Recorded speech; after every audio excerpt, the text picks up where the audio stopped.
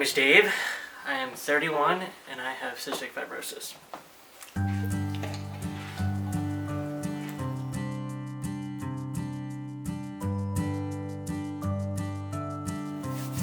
You okay?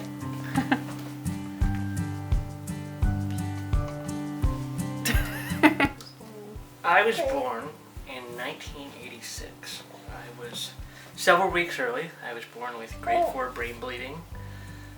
I had to have something called a PDA ligation, which is a heart surgery. They operated on my heart and it was like the size of a quarter. Just all kinds of issues. For the first 2 years of my life, I literally spent it in a hospital. There were signs of cystic fibrosis early on, but it was slightly touched on, but nothing was ever confirmed. The testing and the research, was nowhere where it is today. I was tested for cystic fibrosis when I was younger, and the results weren't conclusive for whatever reason. And I just kept having these symptoms and issues, and my parents just kept going through the ringer trying to identify what it was. More physicians started saying that they think this is what it was, but then I also had other physicians saying, no, this isn't, it's not this. We don't know what it is yet. Well, I was about 8 years old when I started going to St. Christopher's Hospital in Philadelphia and seeing this really great pulmonologist, Dr. Jillian Allen. And he didn't think it was CF yet either, but he wasn't really sure. He didn't want to pigeonhole me into a diagnosis. Being treated as a CF patient was the best thing for me because I had all the symptoms, everything, so I lived a CF life, frequent hospitalizations and tune-ups and all the nebulized medicine and chest percussion and high-calorie diet and inhaling antibiotics and just the whole nine. I was finally and officially diagnosed with CF in my early 20s.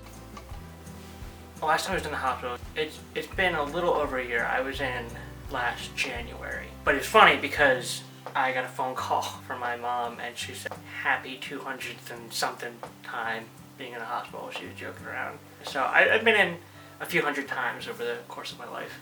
I've probably seen anywhere from 50 to 100 different physicians. I've been with the same team now for a few years, and it's 3 physicians, and then there's an RN and case man, and I see as social workers. I've been seeing the same 5-6 people for a few years now. They're really good. As far as operation, I had necrotic bowel where they removed part of that of my intestines. I had a G-tube put in and just various other surgeries. I also had cardiac stuff, catheter ablation, and then I've had my portacath. I would run into the same other patients that I would come to know over the years. When I was at CHOP, I left CHOP when I was 19. There was about 4 or 5 of them, and we would always kind of bump into each other and hang out. This was before the restrictions about being with other CF people were really put in place. Yeah, the teenage years and that transition into early adulthood with cystic fibrosis is weird. Sometimes you can go through like a more rebellious time, and from like 18 to 19, maybe 20, I really neglected my treatments and my meds and my appointments because I just kind of had this goofy mindset, and when I was doing less of it, I felt more normal.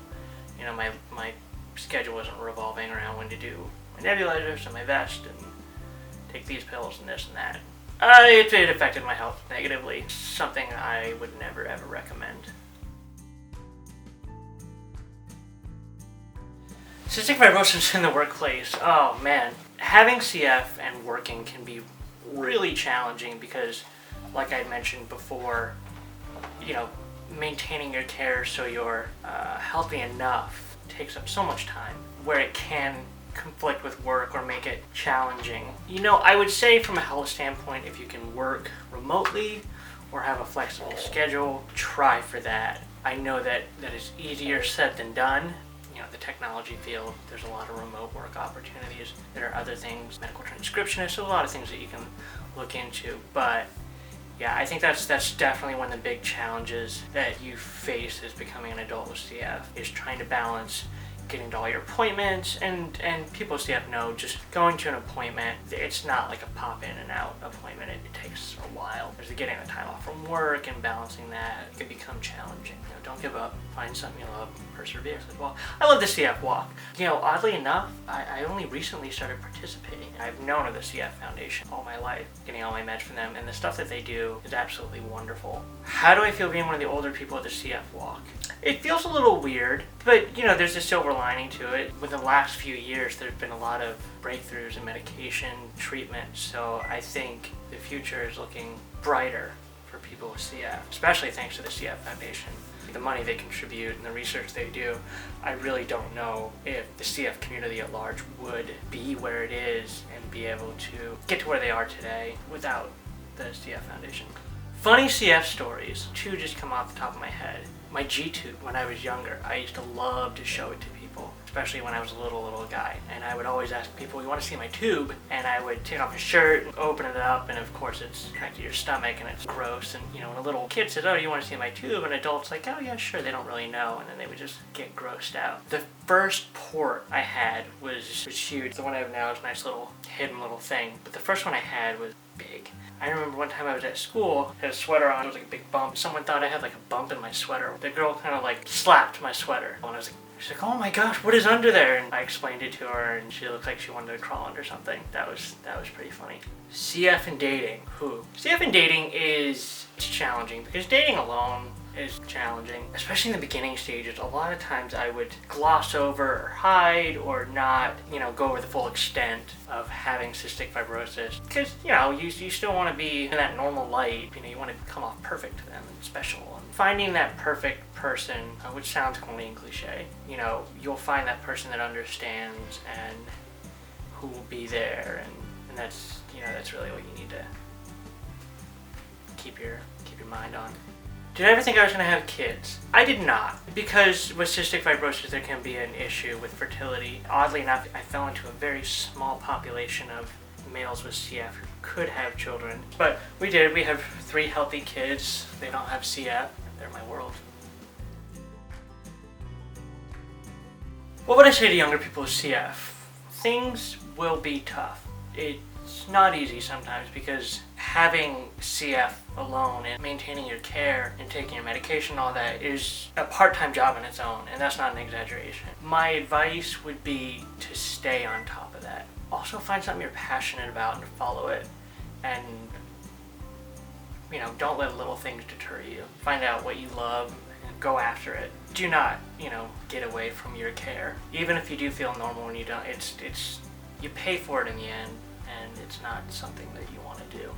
Am I scared? Yeah, Sasquatch just scares me. Am I scared?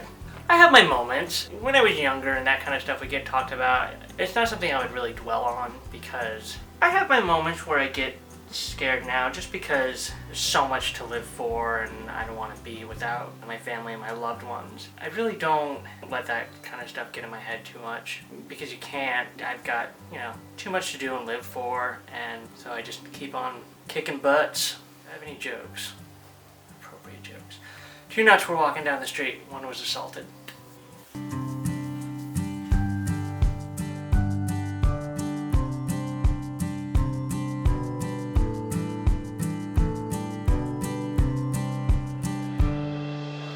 Thank you for watching.